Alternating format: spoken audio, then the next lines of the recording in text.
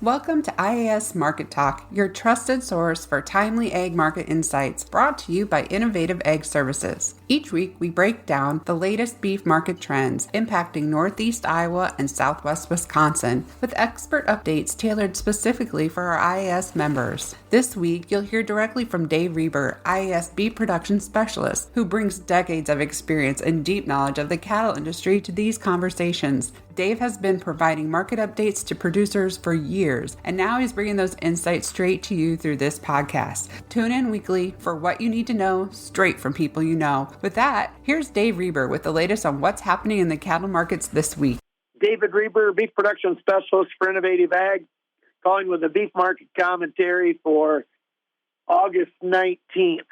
Been quite a week in the cattle market / environment. And not in a good way, unfortunately. If you were living under a rock, last Thursday, Tyson announced they were closing the Joslin, Illinois beef processing plant. Kind of shocking. Not much indication ahead of time that was going to happen. It's the farthest east large, processing plant, and Tyson's farthest east plant. Kind of a shocker for us folks in east central Iowa. That would have been the market share leader for purchasing cattle in our area. So obviously this is viewed as a challenging negative market effect. Not very many cattle sold last week, pretty thin. This week we've been thin as well. We have bids of 225 FOB. Those have kind of been getting refused so far. You can call that $10 lower than the market was 2 weeks ago, but very thinly traded, like I said, for last week and this week so far. Yeah, we get some tough sledding. Break evens on these cattle are in the 240s.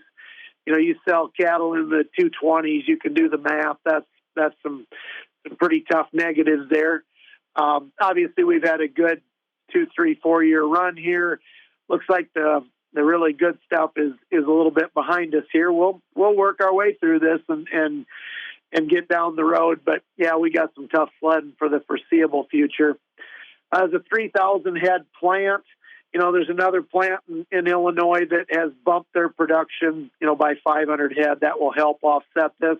Tyson will continue to buy some cattle in eastern Iowa. It'll just be significantly less than the 3,000 head that was getting processed there before this. So we'll learn more as we go. Obviously a tough deal for all those employees affected by this. Tough deal for us folks in the cattle business here in eastern Iowa. Like I said, we'll move forward. We're in a better situation than we were years ago. We've got more processing than we had in this area 10 years ago. So we'll muddle through. We just got to rearrange. There'll be some more trucking on some cattle. Those Tyson cattle that get bought in this area now will head out to Dakota City, Nebraska. So, they'll have $3.50 trucking on them instead of $1.50. There'll be some added costs there. Look for the market. A lot of folks kind of pass them this week. Futures markets had a tough go of it. You think about it, nothing's changed. Same amount of cattle out in the country, same amount of consumers eating beef. The cattle are all getting processed. There's enough processing capacity in this country to get them all harvested. But the leverage has changed. The feedlot that has had the leverage for the last couple of years, he's lost most of that. And you look at it from a packer perspective, Tyson reported a $700 million loss on the beef side of things. Those are real numbers. They have to report those to shareholders. Those aren't trumped up numbers. That's what it is. But it's been a tough deal to be in the pack business the last few years. Now, I'm not crying a river for them. They made some tremendous profits back during COVID, but the reality is the last couple of years has been pretty mean on margins for processors. So we'll go forward. Leverage will be a little different. Packers have had a good week. Box beef's gone up. Yesterday it was up $10, $11 for choice boxes. They got back to where they're on the positive side of things. They can't run with a loss all the time. No business can do that. So that part of it is long-term, something that's necessary. They have to be profitable, just like a rancher or a feedlot has to be profitable long-term. That doesn't mean they can't have periods where they lose money, but long-term they have to make money. So that's where we're at. Getting a little philosophical. Feeder cattle prices, the backgrounder and cow-calf man is not going to want to hear this, but feeder cattle have to go down. They don't match up with the new market situation that we're in.